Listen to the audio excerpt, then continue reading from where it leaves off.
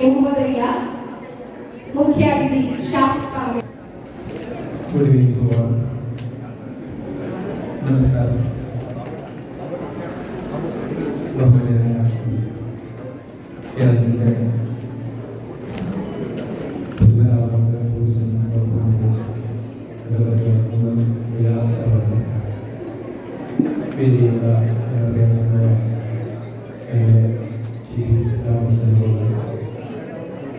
നമ്മുടെ ജില്ലാ പഞ്ചായത്തിലെ പ്രസിഡന്റ് ശ്രീ ശശിയാണ്, ബ്ലോക്ക് പഞ്ചായത്ത് പ്രസിഡന്റ്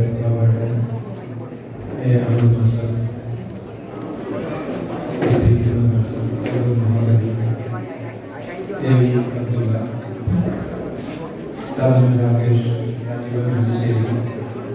പേരാമ്പ്ര ഗ്രാമപഞ്ചായത്തിന്റെ ആദരണീയ president P K Prabhu, S K Satheesh, നമ്മുടെ പ്രിയപ്പെട്ട ബാലനാരായണൻ, അബ്ദുൽ മസീഷ്,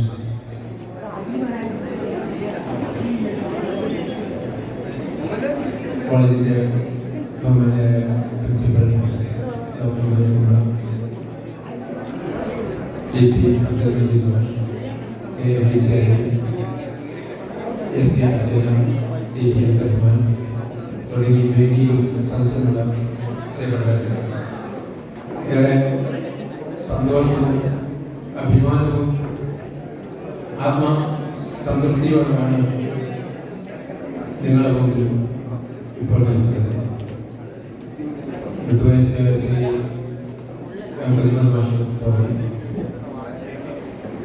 നമ്മുടെ കോളേജിലെ മാനേജ്മെന്റ് സംബന്ധിച്ചിടത്തോളം, അധ്യാപകരെ സംബന്ധിച്ചിടത്തോളം, വിദ്യാർത്ഥികളെയും ചില അഭിലാഷം കൂടിയാണ്.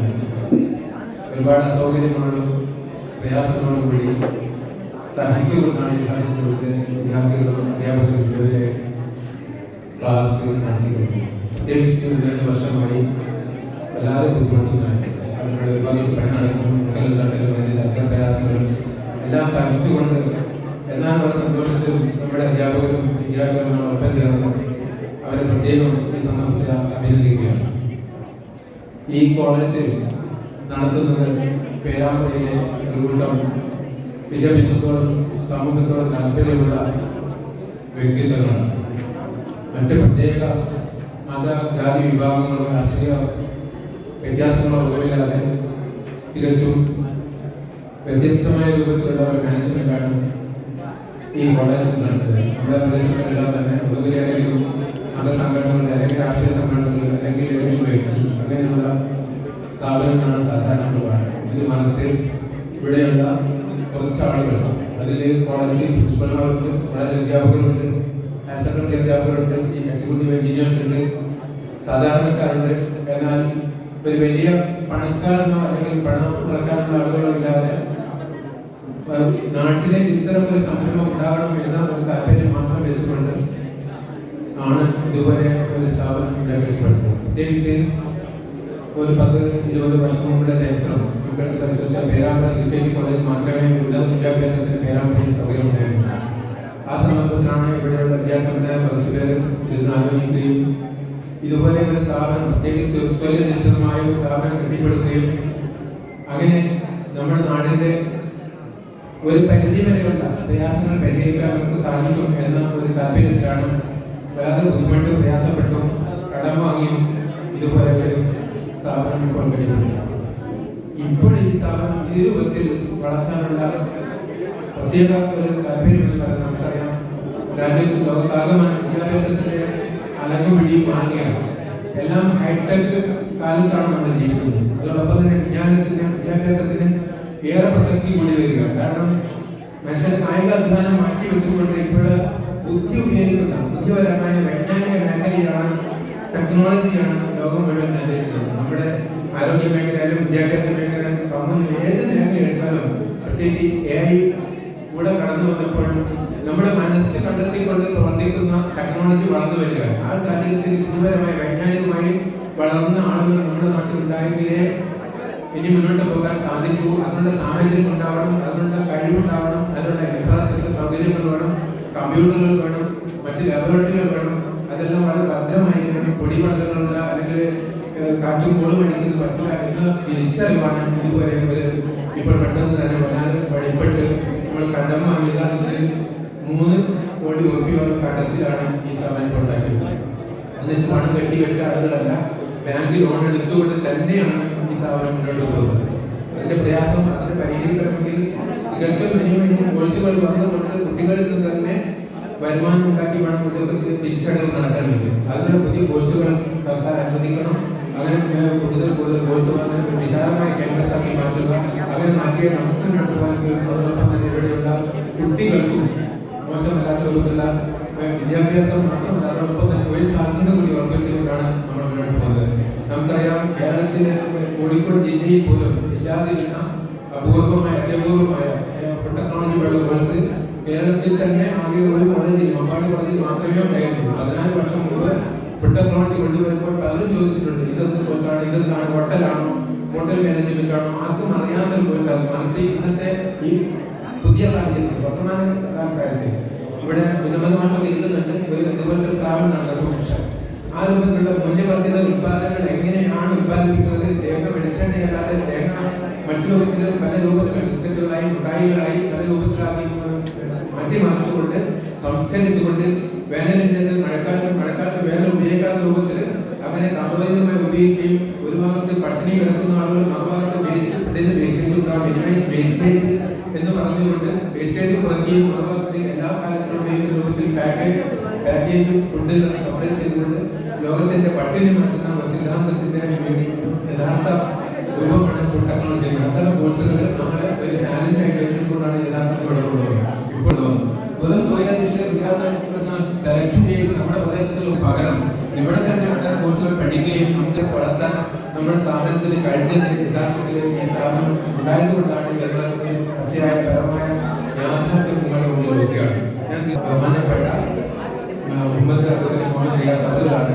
അദ്ദേഹത്തെ പേരാമ്പ്രക്ക് വേണ്ടി, ഈ കോളേജിന് വേണ്ടി, പ്രോഗ്രാമിന് വേണ്ടി ആദരപൂർവ്വം ഞാൻ സ്വാഗതം ചെയ്യുന്നു. ഈ യോഗം നിയന്ത്രിക്കുന്നത് ഈ കോളേജിന്റെ തുടക്കം മുതൽ ഈ കോളേജിന്റെ അംഗീകാരത്തിലും അതിനുശേഷം നമ്മോടൊപ്പം ഈ കോളേജിന്റെ ഒരു മെമ്പർ പോലെ നമ്മോട് സഹകരിച്ചുകൊണ്ട് യാത്ര ചെയ്യുന്ന നമ്മുടെ പ്രിയങ്കരനായ MLA ശ്രീ GP രാധാകൃഷ്ണൻ അവരാണ്. അദ്ദേഹത്തെ ബഹുമാനപൂർവ്വം ഈ വേദിയിൽ സ്വാഗതം ചെയ്യുന്നു. ഈ യോഗത്തിൽ നിങ്ങളെല്ലാം വളരെ ആവേശത്തിലേക്ക് കൈയടിച്ച് സ്വീകരിച്ചിട്ടുള്ള നമ്മുടെ ബഹുമാന്യനായ പുതിയ MP ആണ്. അദ്ദേഹത്തെ മുഖ്യ ഗസ്റ്റാക്കി അദ്ദേഹത്തെ ഈ യോഗത്തിലേക്ക് ഞാൻ സ്നേഹപൂർവ്വം സ്വാഗതം ചെയ്യുന്നു.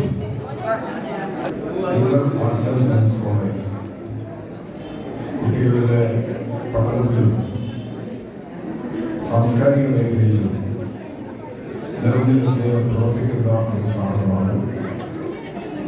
ഈ സ്ഥാപനത്തിന്റെ വളർച്ചയിൽ ഒരു പ്രധാനപ്പെട്ട ഘട്ടമാണ് പുതിയ കെട്ടിടം വിദ്യാർത്ഥികൾക്ക് വേണ്ടി തുറന്നു കൊടുക്കുക എന്നുള്ളത്. ഈ ചടങ്ങിൽ വടകരയിലെ MP ശ്രീ ഷാഫി പറമ്പിൽ സംബന്ധിക്കുന്നുണ്ട്. മറ്റ് പ്രമുഖ വ്യക്തികളെല്ലാം ഈ പരിപാടിയിൽ പങ്കെടുക്കുന്നുണ്ട്.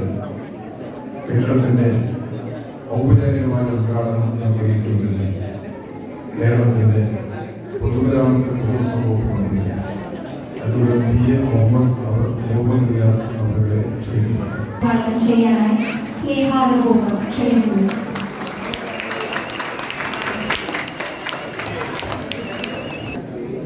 Silver arts and science college പേരാമ്പ്രയുടെ പുതിയ കെട്ടിടം വളരെ സന്തോഷത്തോടുകൂടി ഉദ്ഘാടനം ചെയ്തതായി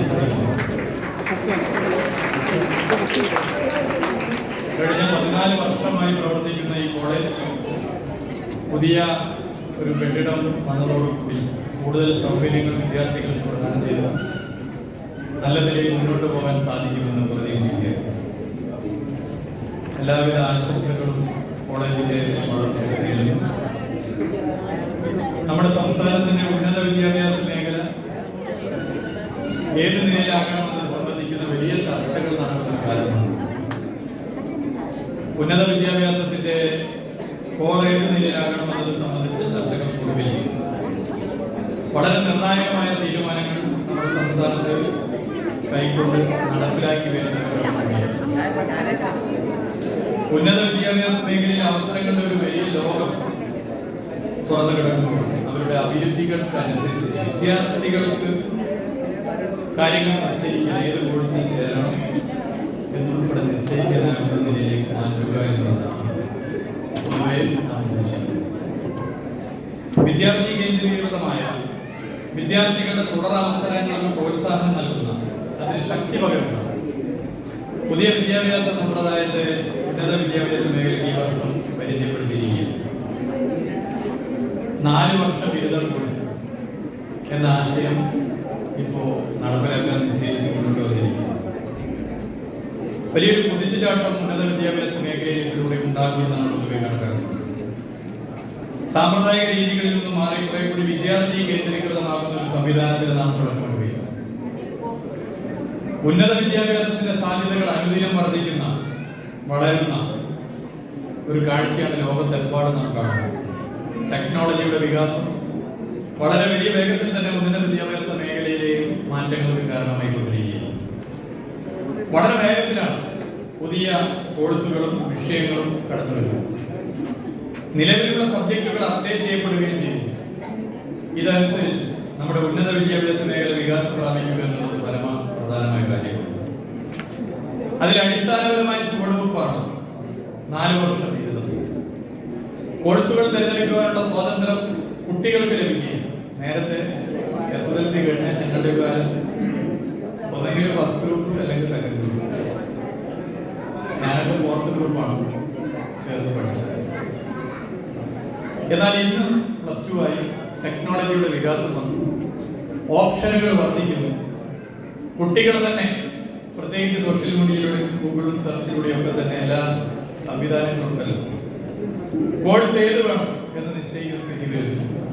നേരത്തെ രക്ഷിതാക്കളുടെ അല്ലെങ്കിൽ ബന്ധുക്കളുടെ സുഹൃത്തുക്കളുടെ ഒരു വലയമാണ് ഇതിലൊക്കെ തന്നെ വലിയ പ്രാധാന്യത്തോടുകൂടി കാര്യങ്ങൾ പറയുന്നതെങ്കിൽ ഇന്ന് കുട്ടികൾ തന്നെ ഇത് തിരഞ്ഞെടുക്കുന്ന നിലയിലേക്ക് കാലം മാറുകയാണ്.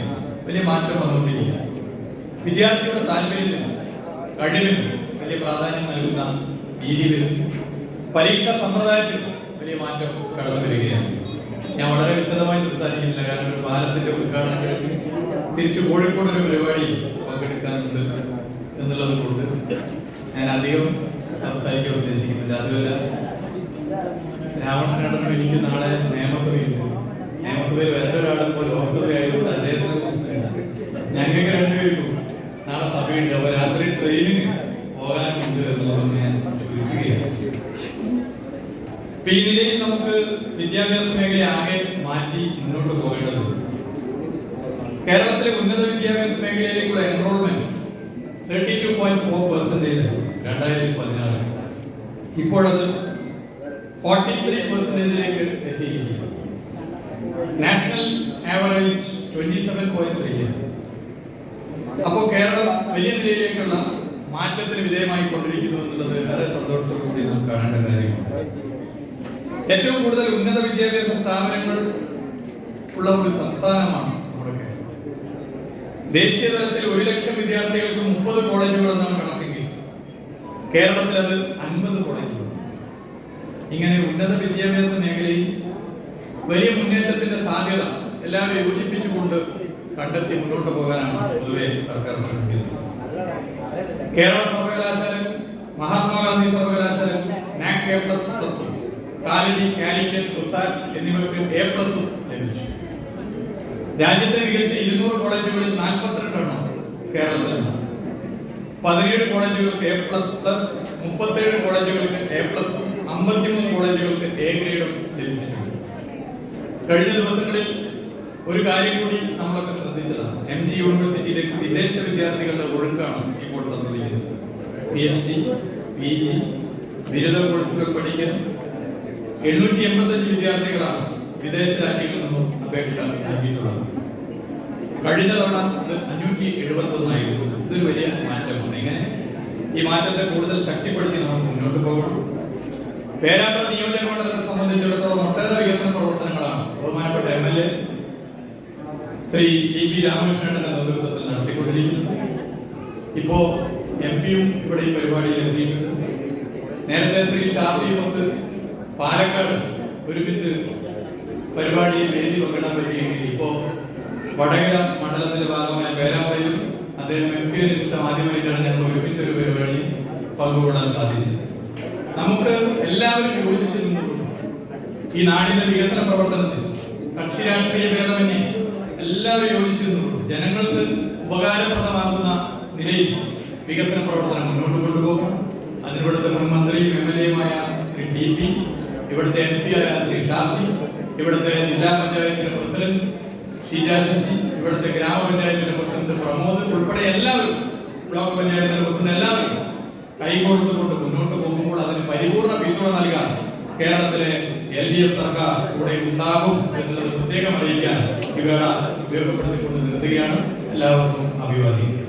ഞാൻ ഒരു ദീർഘമായ പ്രസംഗത്തിന് മുന്നിൽ ബഹുമാന്യനായ യോഗത്തിന്റെ അധ്യക്ഷൻ, ഈ പേരാമ്പ്ര നിയോജകമണ്ഡലത്തിന്റെ MLA പ്രിയപ്പെട്ട ശ്രീ GP രാമകൃഷ്ണൻ അവർ ഈ സംഗമം ഔപചാരികമായി ഉദ്ഘാടനം ചെയ്ത കേരളത്തിന്റെ ടൂറിസം പൊതുമരാമത്ത് വകുപ്പുകൾക്ക് നേതൃത്വം നൽകുന്ന പ്രിയങ്കരനായ മന്ത്രി അഡ്വക്കേറ്റ് PA മുഹമ്മദ് റിയാസ്, ഈ വേദിയിലുള്ള കാലിക്കറ്റ് യൂണിവേഴ്സിറ്റിയുടെ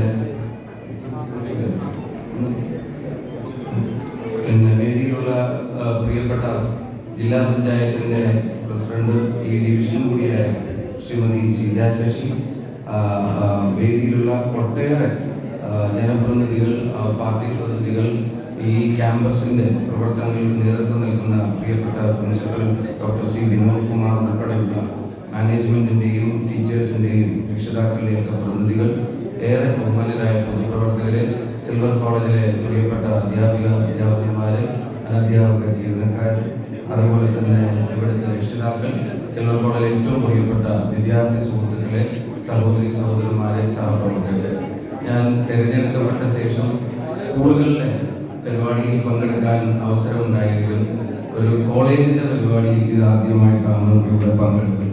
സിൽവർ കോളേജിലേക്ക് പുതിയ കെട്ടിടം എന്ന് പറയുമ്പോൾ വിദ്യാഭ്യാസത്തിന് പുതിയ സൗകര്യം എന്ന് തന്നെയാണ് അർത്ഥം. മറ്റെന്തിനേക്കാളും പ്രാധാന്യം വിദ്യാഭ്യാസത്തിന് നൽകുന്ന ഒരു സമൂഹത്തിന് മുമ്പിൽ ഇവിടെ വരുന്ന ഓരോ ഇൻഫ്രാസ്ട്രക്ചറും, ഓരോ അവസരങ്ങളും ജനറേഷൻസിന് ഗുണകരമായി മാറേണ്ട ഒന്നാണ്. സിൽവർ കോളേജിൽ ആ തരത്തിൽ വരുന്ന ഇൻഫ്രാസ്ട്രക്ചറിന് പിന്നിൽ പ്രവർത്തിച്ച ഈ കോളേജിന്റെ മാനേജ്മെന്റ് കമ്മിറ്റി അത് യാഥാർത്ഥ്യമാക്കുന്ന കാര്യത്തിൽ അവർക്ക് കൂടെ നിന്ന എല്ലാവർക്കും നാടിന്റെ പേരിലുള്ള ഹൃദയാഭിവാദ്യങ്ങൾ നേരുകയാണ്. വിദ്യാഭ്യാസം എന്നുള്ള കൺസെപ്റ്റ് തന്നെ നമ്മൾ ഉദ്ദേശിക്കാത്ത രൂപത്തിലും വേഗത്തിലും മാറിക്കൊണ്ടിരിക്കുകയാണ്. കൺവെൻഷണൽ രീതികളിൽ നിന്ന് എത്ര പെട്ടെന്നാണ് മാറ്റം വരുന്നത് എന്നുള്ളത് ചിന്തിക്കാൻ പോലും കഴിയില്ല. ഒരു കാലത്ത് ഇൻഫർമേഷൻ അപ്രോവ് എന്ന് പറയുന്നത് മുതിർന്നവരിൽ നിന്ന് താഴോട്ട് മാത്രമായി അവരിൽ നിന്ന് കേൾക്കുക, അവരിൽ നിന്ന് കാണുക, അവരിൽ നിന്ന് പഠിക്കുക, അവർ ചെയ്യുന്ന കാര്യങ്ങൾ കണ്ടു പഠിക്കുക എന്നതൊക്കെയായിരുന്നു പലപ്പോഴും തലമുറകൾക്കിടയിലെ ഈ കമ്മ്യൂണിക്കേഷന്റെ ഫ്ലോ ആയിട്ട് നിൽക്കുന്നത്. ഒരു ഉദാഹരണം, വീട്ടിലൊരു ലാൻഡ് ഫോൺ വന്നാൽ നമ്മളെല്ലാവരും അതിന്റെ ചുറ്റും കൂടി നിൽക്കുമ്പോൾ മുതിർന്ന ആൾക്കാർ മാത്രമാണ് അത് കൈകാര്യം ചെയ്തിരുന്നത്. ഫോൺ കുട്ടികൾക്ക് കളിക്കാനുള്ളതല്ല എന്നാണ് വീട്ടിൽ പറഞ്ഞിരുന്ന പ്രധാനപ്പെട്ട സാധനം. ഇന്ന് ഏറ്റവും അഡ്വാൻസ്ഡ് ആയിട്ടുള്ള ഒരു ടച്ച് ഫോൺ വീട്ടിൽ വന്നാൽ അത് ആ വീട്ടിലെ അച്ഛനും അമ്മയും ഉപയോഗിക്കുന്നതിനേക്കാളും നന്നായിട്ട് അവിടുത്തെ 2 വയസ്സുള്ള കുട്ടി ഉപയോഗിക്കും എന്നുള്ള കാര്യത്തിന് സംശയം വേണ്ട. അവർക്ക് യൂട്യൂബ് എടുക്കാൻ അറിയാം, പരസ്യത്തിന്റെ 4 സെക്കൻഡ് കഴിഞ്ഞ് അവർക്ക് സ്കിപ്പ് ആഡ് കൊടുക്കാൻ അറിയാം, അവർക്ക് വേണ്ടത് സെർച്ച് ചെയ്യാൻ അറിയാം. അത്ര ഫാസ്റ്റ് ആയിട്ട് മാറ്റങ്ങൾ ഉണ്ടായിക്കൊണ്ടിരിക്കുമ്പോൾ വിദ്യാഭ്യാസ മേഖലയിൽ അതിനനുസരിച്ചുള്ള ഇൻഫ്രാസ്ട്രക്ചറും ടെക്നോളജിക്കലായിട്ടുള്ള മാറ്റങ്ങളും ഒക്കെ ഒരു നാടിന്റെ പുരോഗതിക്ക് അനിവാര്യമാണ്. അത് നിർണായകമായ സംഭാവനകൾ നൽകാൻ സിൽവർ കോളേജിന് കഴിയട്ടെ. അത് ദീർഘവീക്ഷണത്തോടും ഭാവിയിലേക്കുള്ള ഒരു പ്രധാനപ്പെട്ട ചുവടാവട്ടെ. നാടിന് ഗുണപരമായ രീതിയിൽ തലമുറകൾ ഇവിടുത്തെ പുറത്തിറങ്ങട്ടെ എന്ന് പ്രാർത്ഥിക്കുന്നു, ആശിക്കുന്നു, ആശംസിക്കുന്നു. നിങ്ങൾക്ക് എല്ലാവർക്കും സ്നേഹാശംസകളും അഭിവാദ്യങ്ങളും നേർന്നുകൊണ്ട് നിർത്തുന്നു. നന്ദി, നമസ്കാരം. രൂപകൽപ്പന ചെയ്തിട്ടുള്ള ബഹുമാന്യരായ എഞ്ചിനീയർ മുഹമ്മദ് റഫീഖിനുള്ള ഉപഹാരം മിനിസ്റ്റർ PA മുഹമ്മദ് റിയാസ് നിർവഹിക്കും. അതുകൊണ്ട് PM കോയെ ഉപഹാരം സ്വീകരിക്കാൻ വേണ്ടി ക്ഷണിക്കുന്നു. ഉപഹാരം നൽകുന്നതിനായി PA മുഹമ്മദ് റിയാസ് മന്ത്രിയെ സ്നേഹപൂർവ്വം ക്ഷണിക്കുന്നു.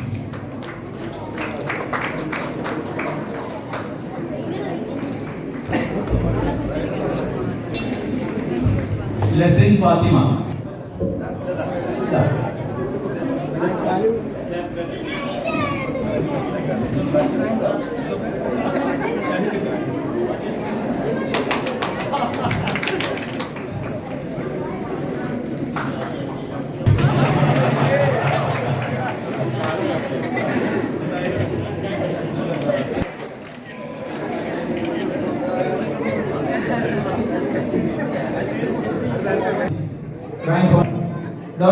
ശ്രീലേഖ എൻ, സൈക്കോളജിയിൽ കാലിക്കറ്റ്